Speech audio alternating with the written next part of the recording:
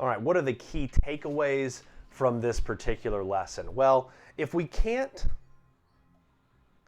take the derivative using the limit definition, which right now is the only way we know how to take the derivative. So if we can't do this using the limit definition, then we can at least estimate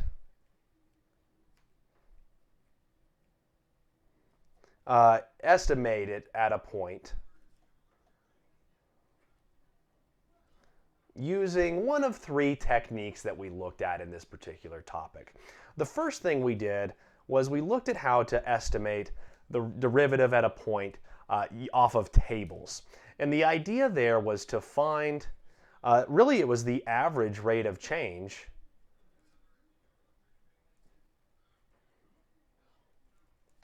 over the smallest interval. And it does have to make sure that if you're going to approximate that idea of instantaneous rate of change, if we have to use the table of values, we at least want to use the smallest interval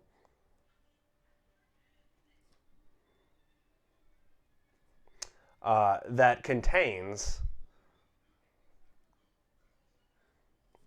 x equals a, where if we were looking for f prime of a, whatever a is, we want the smallest interval that contains that value a. We also looked at how we can do this off of a graph. And remember the idea when we looked at this from graphs, it was to sketch and then find the rate of change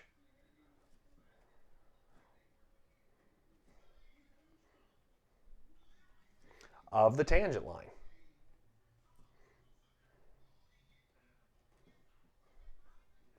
Because remember, the tangent line is going to have the same rate of change as the function at that point.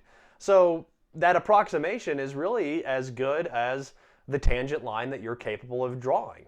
And so if you draw a really good tangent line, then you'll have a really good approximation for instantaneous rate of change if you just find the slope of that tangent line.